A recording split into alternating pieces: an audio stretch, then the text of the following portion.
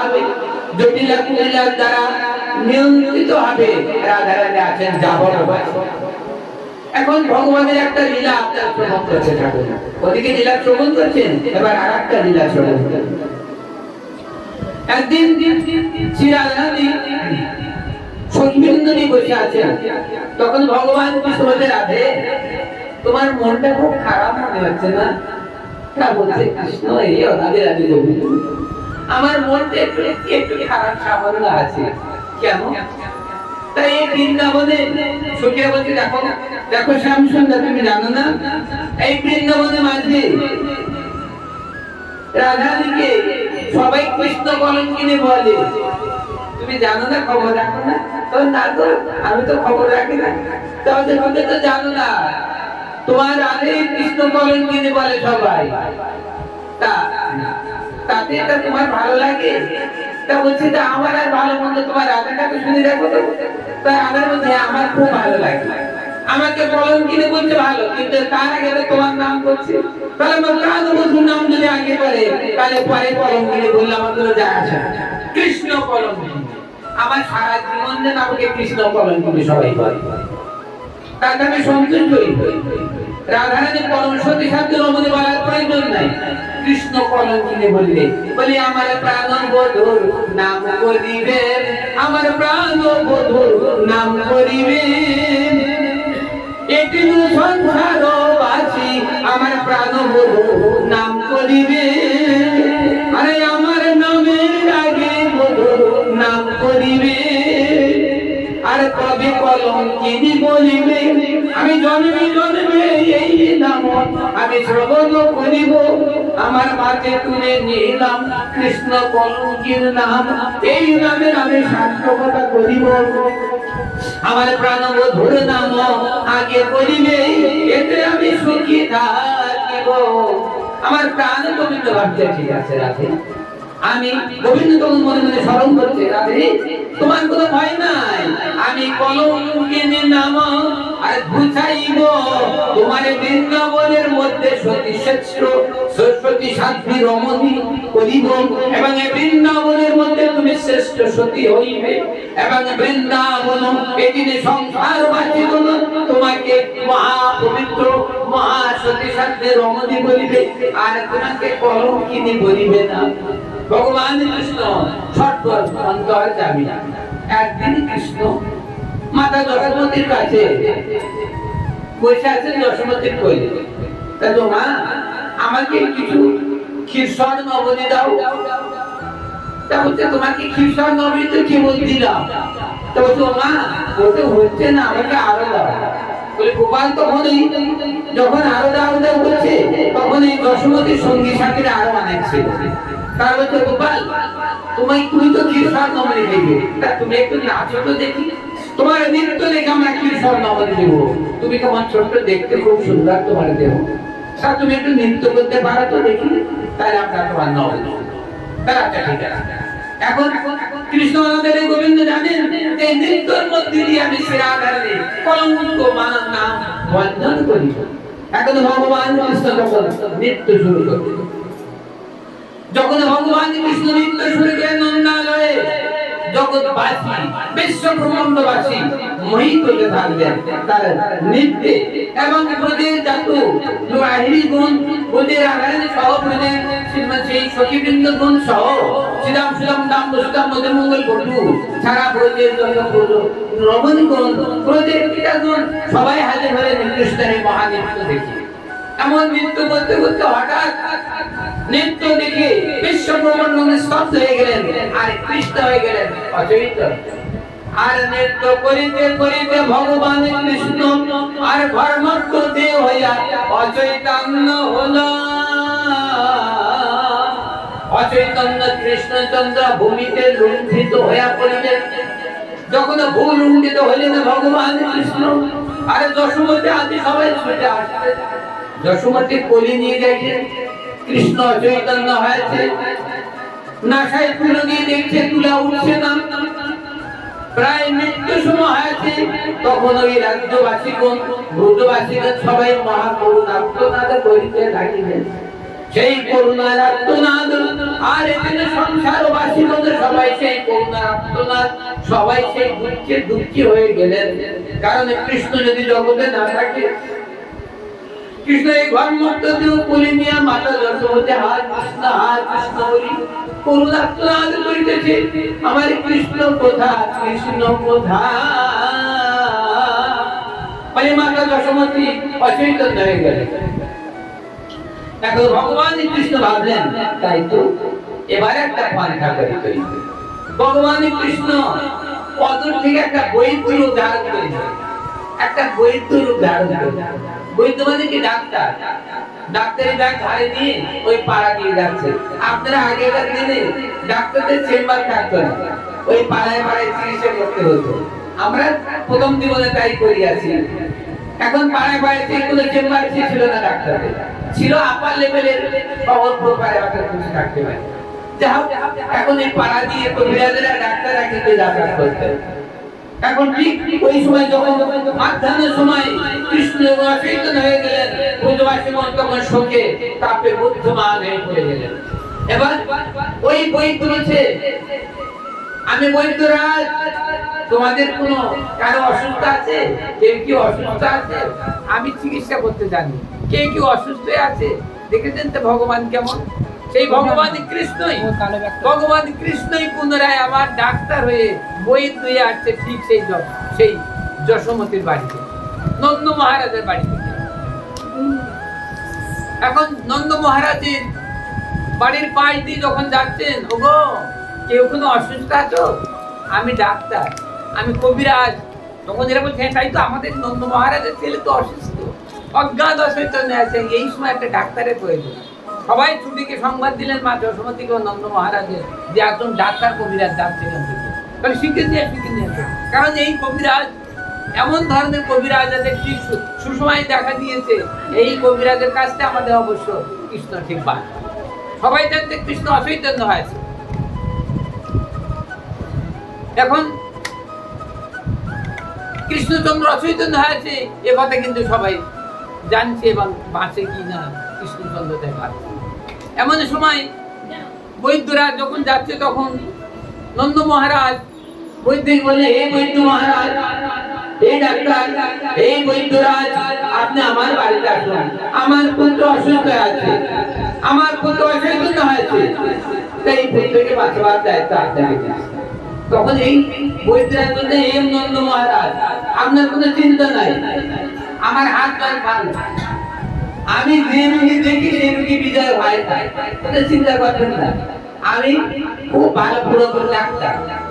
আপনার ছেলে আপনার মেয়েছে, তাই কোনো চিন্তা করবেন না, আমার কাছে ভালো দায় আছে, ভালো ওষুধ আছে, একটু গালে দিলে তোমার ছেলে জীবন পেয়ে যাবে। তাই দেখবেন আমি এরকম ডাক্তার, আমি কারো ঘোরাঘুরি করি না, আমি শুধু একটু যা চাই তাই তোমাকে জড় করে দিতে হইবে, মাথা পড়া সব আমার কাছে। আর আমাকে একবার যখন আপনার বাড়িতে নিচ্ছেন, তাহলে আপনার ছেলে চিন্তা করবে না, ও ছেলে আমি বাঁচিয়ে দেবই। তাহলে এই সময় যদি এরকম কথা কোনো ডাক্তারে বলে, তাহলে মাতা পিতার মনটা কেমন হয় বলে? ঠিক আছে, এখন বৈদ্যরাজকে ডেকে আনলেন। বৈদ্যরাজ এসে বললেন, ছেলেটাকে দেখছে, তাই তো বিরাট নন্দ মহারাজ, তোমার ছেলে না খুব খারাপ অবস্থা দেখছি, তোমার ছেলে না খুব খারাপ অবস্থা, আমি যত রোগী দেখি যাই এই রোগীর মধ্যে ডেঞ্জারের রোগী আগে পাই। তো বলছে, তাহলে উপায়? আরে চিন্তা করতে উপায় আছে, যদি এই রোগীটা ভয়ঙ্কর, বাসে কি করে, তা ঠিক আছে, চিন্তা করে দেখছি। নন্দ মহারাজ অচৈতন্য হয়ে আছে, আদা অচৈতন্য থাকে, বলতো মা বিশ্ব জননী, সে দেখো আমার দিকে, আমি বৈদ্যরাজ, আপনার কোনো ভয় নাই, আমার দিকে চেয়ে দেখুন, আমি আপনার পুত্র স্বরূপ, আমি আপনার বাড়িতে আসছি, আপনি শোক নিবারণ করুন, একবার আমার দিকে তাকিয়ে দেখুন, আমি আপনার পুত্রের জীবন দান করব, আপনি কোনো কষ্ট পাবেন না, চেয়ে দেখুন আমি বৈদ্যরাজ। তখন যশোমতি দেখেছে, বৈদ্য বাবা, বৈদ্যরাজ। এখন ওই বৈদ্যরাজ দিকে যশোমতি তাকিয়ে দেখেন, একবার দেখছেন বৈদ্য, আবার দেখছেন গোপাল। তখন যশোমতি বুঝতে পারলেন, না জানে কি সংঘাত, আমার চোখে কি দেখছি, আচ্ছা দেখছি। তাহলে ঠিক আছে বৈদ্যরাজ, তুমি আমার ছেলে প্রাণ দিয়ে দাও, আমি আমার প্রাণ তোমার চরণে দিব। তবে ঠিক আছে মাতা, উনি চিন্তা করলেন। এইবার উনি একটা খড়ি নিয়ে গণনা করছে, গণনা করে বলছে হ্যাঁ এই ছেলে বাঁচতে পারে, তবে আপনার ৫ম বছর বয়সী কোন একটা বাচ্চা আমার কাছে এনে দিন। ওই বাচ্চা ৫ বছরের বাচ্চা শিশু, ও তো জানে না, ওর হস্তে একটা খড়ি, একটা সিলেট পেন্সিল দেওয়া হয়ে যাবে।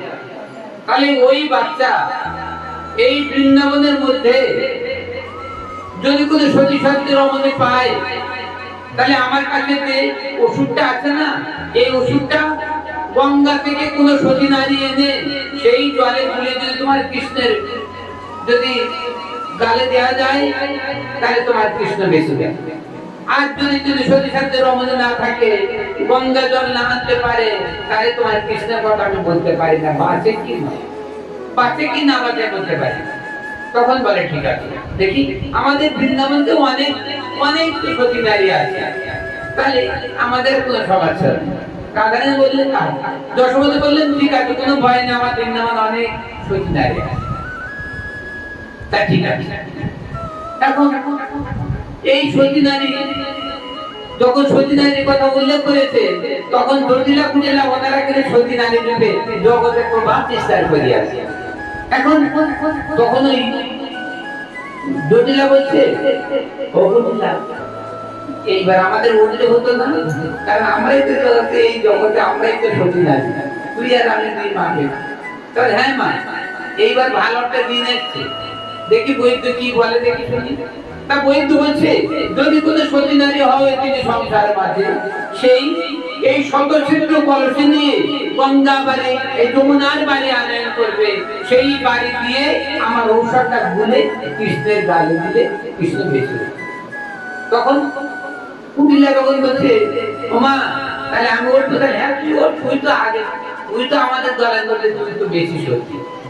তখন এই কুটিলা, যে কুটিলা রাধারানীকে কত বিখ্যাত করে, করে, তার নাম কুটিলা। এখন এই কুটিলা বলছে, মা তাহলে আমি উল্লেখ করে, হ্যাঁ তুই আগে ওর না, তুই জগতে দেখা, এই নন্দরানী সমস্ত বিশ্ব ব্রহ্মাণ্ডে বাসী করে দেখা যে আমার মেয়ে কুটিলা সবচেয়ে বড় সত্যি। কারণ ছোটকালে বিয়ে হয়েছিল, স্বামী ঘর করতে হয়, ওই সেই শ্বশুরবাড়ি গিয়েছে, আবার পুনরায় ফিরে এসেছে, তাহলে আমার মেয়ের কোনো সত্যি তো কেউ না। কারণ শ্বশুরবাড়ি স্বামীর সঙ্গে গিয়েছে, গিয়ে পালকিতে কেবল নামবে, কেবল ওর বয় ওর পালকিতে নিচে মাটিতে যেই চরণ দিয়েছে, ওর বয় মারা গিয়েছে, গেলে আমার মেয়েকে আর নিচে নামাইনি, ওই অবস্থায় ফেরত আমার বাড়িতে দিয়েছি। তাহলে আমার মেয়ে সঙ্গে ধর্ম করেনি, কাজে কাজে কুটিলার মতো এরকম সত্যি নারী আর কেউ না। ওই বিয়ে হয়েছিল, তা যা শুনেছে শ্বশুর বাড়ি যার সাথে স্বামীটা মারা যায়, যার ফলে গ্রামবাসী বলে এই সত্যিকার আমাদের এই মাটিতে নামানো যাবে না, কারণ আশায় শুনেছি যখন তার স্বামী মারা গেল, তাহলে না জানি এই মাটিতে নামলে আমরা সবাই গ্রামের লোক মারা যেতে পারে, তাই বলে বেরিয়ে করে দিয়েছিল। তাই বলে কুটিলা বলছে, জটিলা তুই সব থেকে বড় সত্যি, কারণ তুই তো সংসার করিস, ছোটকাল থেকে আমার কাছে আসিস, তোর মতো পবিত্র মানুষটা কেউ। তখন কুটিলা তখন একটা কুটিলাটাই মা যখন উঁচু করে দিয়েছে, তো কুটিলা বলছে, ও মা তুমি তো জান না, সবাই তো জানে আমি তো বড় সত্যি। তখন বলছে, ওকে বই তোরা ওই আমি এনে দেবো কোন জল, তোমার কিসের চিন্তা, যাও। কৃষ্ণ যদি বাঁচে, তাহলে ওনাদের কিন্তু সমাজটা, কিন্তু আজকে কৃষ্ণ বাঁচা ওনাদের প্রয়োজন, কারণ আজকে সতীত্বের পরীক্ষা হচ্ছে, এরা 2 মাসে সতীত্বের পরীক্ষা দিয়ে এরা পাস করে গেলে কৃষ্ণ বাঁচবে না, বাঁচবে না, কিন্তু আমরা তো সতী, জগতে ঘোষণা হয়ে যাবে এই সতী ছাড়তে, নিজেরা সতী এই বলে ছাড়তে, ওনার কৃষ্ণকে বাঁচাতে চাচ্ছে, নেই কৃষ্ণকে বাঁচাতে যাচ্ছে, ওনাদের চোখের কাটা যায় যাতে তারা মনে করবে এই জন্য। এখন দম্ভ ভরে কুটিলা দেবী ওই শতচিত্র কলসি পন্থী করিয়া কাকে করিয়া সেই যমুনার বাড়িতে গেলেন, এবং যমুনায় নামিয়া স্পর্ধা ভরে দম্ভ ভরে যমুনার সেই বাড়ি যখনই ওই শতচিত্র কলসিতে ওঠালেন, ওরে কাকে নেওয়ার সাথে সাথে জল সংস্কাশিত হয়ে গেল। শূন্য কলসি নিয়ে কুটিলা আজকে মহা দুঃখ ভরে পুনরায় ফিরে আসলেন নন্দালয়ে। যখন বিড়ালেন তখন দেশবাসীগণ, সেই বিশ্ব ব্রহ্মাণ্ডবাসীগণ এবং সেই জাগরবাসীগণ, ব্রজবাসীগণ সবাই বললেন, ও কুটিলা, তুমি নাকি সতী সাধ্যের রমণী, তা কলসে এক ফোঁটা জল তো আসেনি, কেমন সতী সাধ্যে তুমি? তখন ওই কলস রেখে দিয়ে অদমুখ করে কুটিলা পড়ে। তখন ওর মা বলতে তুই ছোটকালটা আমার এখানে আসে, তা তোর যদি একটা পাক থাকে তাহলে আমার বলতে পারতিস, এখানে পাক থাকলে তো সিন্ধুর কলেজে জল আনা যায় না, তুই তো জানিস, তা তুই কেন গেলি? আমার মান সম্মান খেয়েছিল, তা তুই বুঝে থাক, ওরা রেখার কোনো দাম নাই। এবার বুঝলাম, জটিলা বলছে, আমি মাথা জটিলা, আমি সতী সাধ্যের রমণী, আমি জলে দেবো বৈদ্যরাজ, কোনো ভয় নাই আপনার, তাও কলস আমার। এই বলে দম্ভ ভরে সেই কুটিলার মাথা জটিলাম। এবার দম্ভ ভরে যে যমুনার বাড়ি যখন উঠালেন, সমস্ত বাড়ি সব নিষ্কাশিত হয়ে গেল শূন্য কলসে। সেই মাথা সেই জটিলা ফিরে আসলেন। তাই দেখেছেন, দুই মাপে মুখ আর থাকলো না। সতী সাধ্যে বলতেন, কিন্তু আজকে সতী সাধ্যে না, সবার মাঝে তখন দুজন মাথা গুঁজে বসে থাকে। এবার বাচ্চা কি হবে? তাহলে সতীদারে আর কেউ না, আর কেউ মাথা মনে করছে না। তখন মাতা দশমতে বলছে, দেখো বৈদ্যরাজ, আমার ছেলের জন্য আমি আজ জল আনবো। আমি যদি বিশ্ব ব্রহ্মাণ্ডের কাছে আমি যদি সতীদারে হয়ে থাকি, মাতা দশমতি নিজে বলছেন, আমি যদি সতীদারে হয়ে থাকি, তাই শত চিত্র কলসে আমি জল এনে আমার গোপালের জীবন দান করবো। এখানে সংসার মাঝে আমি যদি গোপালের জননী হই, এই শত চিত্র কলসিতে জল আমি আনিতে পারবো। এই বলে মাতা উঠে দাঁড়াইলে,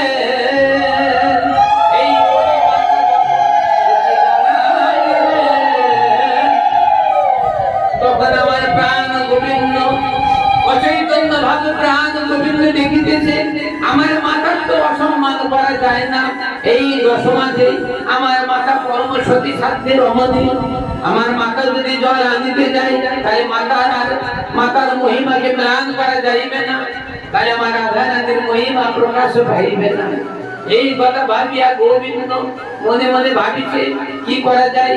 তখন ওই দুর্গ গোবিন্দ বলি, মা মাতা শোনো, এই জন্য সংসারের মাঝে একটা বলা আছে আগে থেকে, যে মাতার হস্তে সন্তানের জন্য যদি বিষ দেয় মাতা, তাও সুধায় পরিণত হয়। মাতা যদি সন্তানকে ওষুধ খায়, ওই ওষুধে কিন্তু কাজ করে না। তাহলে চিন্তা করে দেখেন, মাতা এমনটা বস্তু, তা তুমি যদি যমুনার বাড়িয়ে যাও, তা তোমার গোপালের কিন্তু কিছু হইবে না, তা তোমার গোপালের আরো ক্ষতি হইবে। তাহলে তুমি গোপালের ক্ষতি চাও? মাতা তো ভাবছে তাই তো, তাহলে ওকে বলতে আমার গোপালের কি, গোপাল কি মৃত্যুবরণ করবে? তা বলছে, না মাতা, তোমার গোপাল মৃত্যুবরণ করবে না, তবে একটা ব্যবস্থা আছে, একটা সেই ব্যবস্থা আমাদের নিতে হইবে। তাহলে কি সেই ব্যবস্থা? এই সেই সতীসাধ্যের রমণী বৃন্দাবন আছে। সবাই জানে অনেকে যে রাধারানী করতে পারবে, কিন্তু ওই জানে না, সবাই বলে না। ওই রাধারানী কৃষ্ণ কলঙ্কিনী এই জটিল কুটিলারা নাম বের করেছে, তাই জন্য সবাই রাধারানীকে, যদি রাধারানী সতী সাধ্য রমণী জানে না অনেকে, আবার অনেকে একটা স্পট আছে কৃষ্ণ কলঙ্কিনী বলে, তাহলে আজকে রাধারানী ওরাই জল আনতে পারবে না। রাধারানীর স্পট আছে, যার ফলে রাধারানীর নাম আর কেউ করছে। এবারে ভগবান কৃষ্ণ বৈদ্যরাজ বলছে, বিশ্ব ব্রহ্মাণ্ডবাসীগণ, এই ব্রজবাসীগণ শ্রবণ করুন, এই বৃন্দাবনের মধ্যে একজন পঞ্চম বর্ষের বালক, তাকে নিয়ে আসো। সেই গণনা করবে, এই তার হস্তে ঘড়ি, তার হস্তে স্লেট দেওয়া যাও, সেই গণনা করে দেখুন কে আছে সত্যি, সেই যে লিখবে। কারণ ছোট বালক তো লেখাপড়া জানে না, এই বালকের হস্তে যদি কোনো সতীর নাম আসে, সেই সতী সাধ্যী ব্রহ্মদেশের সাথে শেষ হয়ে যায়। সবাই বললেন তথাস্তু, সেটাই হইবে।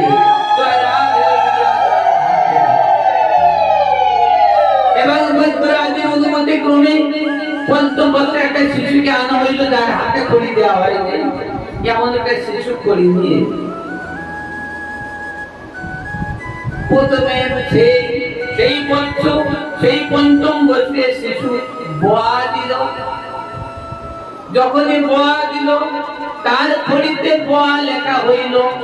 তখন বিশ্ব ব্রহ্মাণ্ডবাসীগণ, ব্রজবাসীগণ ভাবছে, তাই তো বোয়া লিখেছে, তাহলে বোয়া মানে কে হতে পারে?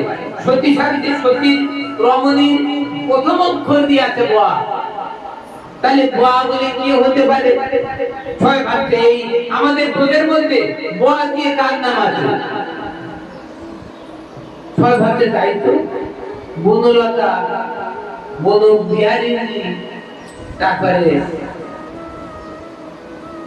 বিভিন্ন আছে না, বোয়া দিয়ে কত রকম নাম আছে, তাই সবাই ভাবছে তাই তো। এমন কিছু সময় পরে ওই ছেলে ওই বয়ের নিচে একটা ফোড় দিয়ে দিলেন, একটা ফোঁটা, তার কি হলো? রাম। এই এই রাম বলে এই রত্না বলবো ইত্যাদি ইত্যাদি রাধারানীর নামটা বাদে আর সবাই বলছে রা বলে, তাহলে এই নামে কি কি নাম হতে পারে? তাহলে রত্না হতে হবে, তাহলে রত্না রানী হতে পারে, রত্না দেবী হতে পারে, রাধারানীর নামটা বাদে সবাই বলছে। এইবার ওই ছেলেকে বৈদ্যনাথ বলছে, হে বালক, তুমি আর কিছু গণনা করতে যদি পারো তাও গণনা করো। এই বলিল ওই বালক তখন ভাবছে, কি ভাবতে বালকে জানেন? এইবার রোয়ার আগে রোয়ার ডান সাইডে একটা আকার উঠা দিলেন, রা হইল। এই বলছে রা, এই রা কে রে? তাহলে রাখা রানী, রাখা রানী বলে একজন আছে, রাখা আছে একজন, ওই রাখাল রাজা রাখা রানী রাধা রানীকে বলছে। তারপরে ওই বন্ধু বলছে বালক আর কিছু আছে? তা বালক কিছু জানছে না, বালক কোন ফেলফাল করতে করতে ওই রার আগে এইবার ধোয়া চোখ করি, যেই বালক ধোয়া দিয়েছে তখন সবাই বলছে রাত। তাহলে রাত বলে কি আছে? রাত বলে তোমার অবনে আছে কেন? শরীর শান্তি রাধারের নাম এখনো কেউ করি নাই। তখন সবাই বলছে, তখন জন্ম বলছে ওকে বৈদ্যরা তাড়াতাড়ি দাও, কে সত্যি থাকতে রমণী হবে, আমি আর সহ্য করতে পারছি না, আমার গোপাল খুব তোমার সহ্য আছে, গোপালের ভাব থেকে আমি আর সহ্য পারছি না। বলছে ও মা, বিশ্ব জগৎ মাতা, একটু অপেক্ষা করুন, দেখি বালক কি দিচ্ছে, বালকের লেখাটা শেষ হোক। বলি বালক আর কিছু লেখা আছে? তখন বালক ফেলফাল করছে, আর কি যে লিখবে? এইবার বালক ভাবিতেছে কি নাম লিখিব,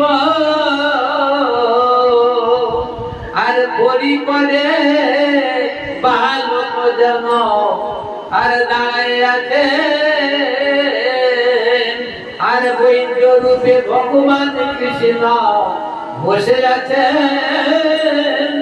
আরে হস্তিতে ঔষধের কৌটা নিয়ে বসে আছেন। এদিকে সতী সাথে রমণী পাওয়া যাইছে না, আর যমুনার বাড়ি আনা হচ্ছে না, সেই বাড়িতে ঔষধ মুনি ভগবান গোবিন্দের সেই অধরে দেবেন, কিন্তু পরিবেশে গঠন হচ্ছে না, সতী সাথে রমণীর কোনো বাসাই হচ্ছে না। কিছুক্ষণ পরে ওই বালক ওই রয়ের আগে আর রাধা আর ভয়ের আগে ভয়ের আগে আকার চোখ করিয়াছে, এবার রাধা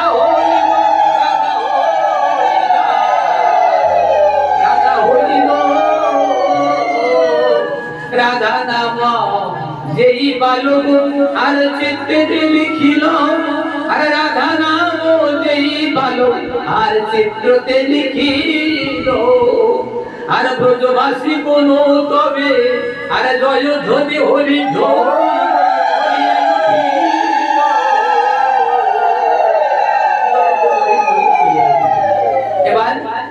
এবারে আমার ব্রজেশ্বরী শ্রী যশোমতী শ্রী রাধারানীর কাছে কি বললাম বলেছে, হে বৃন্দাবনেশ্বরী, এই রাধারানী কৃপা করলে আমার গোপালে, এই যমুনার বাড়ি এনে আমার গোবিন্দকে আমার গোপালকে জীবন দান করলে রাধে, এই বিশ্ব ভালো রাজনন্দিনী রাধে, একবার আমার প্রতি দয়া কর। এই বোঝা মাথা যশোমতী গোললম্বে কৃতবাসী এই রাধারানীর উপর ধরিয়া বিনতি করিতেছে, আর রাধারানী মস্তক নত করিয়া বসে আছে, না জানে এই গোবিন্দ তোমার কি মহিমা জানে না, এই সমাজে আমাকে সবে বলে কৃষ্ণ বল কিনি আর আজ তুমি এই গোবিন্দ আমার আমার সমস্ত সবই আজ খুয়াইলো আমি আমার জীবন জীবন আছে ব্যর্থ হইবে যদি আমি নমুনার জল আনতে না পারি তবে আমার এই জীবন আমি রাখবো না রাখিব না গো আর মনে মনে প্রাণ গোবিন্দে আর মন প্রাণ দিলা বললে গোবিন্দ না জানে তোমার কি ফলো না জানি না কই আজকে জটিলা পুরিলা যেমন জল আনতে পারে নাই কত চিত্র করছো আরে আমি যদি জলে আনতে না পারি তবে আমার জীবন আমি তোমায় বিসর্জন দিব আমার এ মুখে আমি কারো দেখাইব না আমি তোমায় প্রাণ বিসর্জন দিব এই বলিয়া রাধারানী তার নয়ন ধারায় মুখ ওরে ভিজে যায় রাধারানীর নয়ন ধারে আর মুখ ভিজে যায় রাধারানী বলে তুই তো আসে উঠে দাঁড়ালেন এ মাথা দেহ চিত্র বলে সে মর করে আমার জীবন দিয়ে যদি পারি তোমার গোবিন্দকে বাঁচাতে আমি চেষ্টা করবো আর যদি না পারি আমি যমুনার জলে আমার প্রাণ বিসর্জন দিব আমি কৃষ্ণ ছাড়া আমি প্রজয়ার রহিব না আমি কৃষ্ণ ছাড়া এই প্রজয়ার রহিব না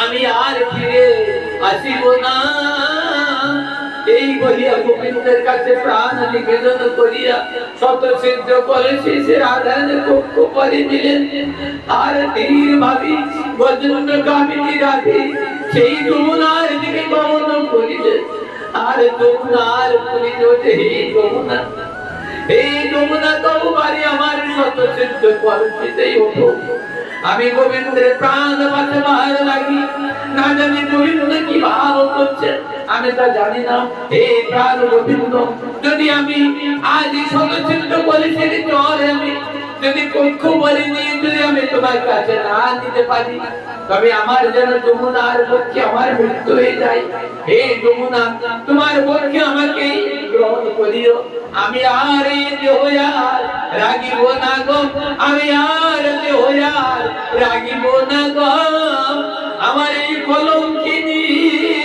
এই দেহয়ার রাখিব না গো আমি কৃষ্ণ কলঙ্কিনী নাম শ্রবণ করিয়াছি তাতে আমার অনেক আনন্দ হয়েছে কিন্তু গোবিন্দ অচৈতন্য হয়েছে যদি গোবিন্দের প্রাণ নাই থাকে তবে গোবিন্দ বিহন গোবিন্দ বিমুখ এই ব্রজে আরে আমি থাকিব না এই বলিয়া যমুনার জলে নামিয়া গোবিন্দের স্মরণ করিতেছে আহা আর দেখেন দম্ভ নাই শ্রী রাধারানীর মনে আর আত্মনিবেদন করিতেছে গোবিন্দ চরণে যখন শ্রী রাধারানী আত্মনিবেদন করিলেন তখন এই যমুনার মধ্যে আমার প্রাণ গোবিন্দ দর্শন দিলেন প্রাণ গোবিন্দ দর্শন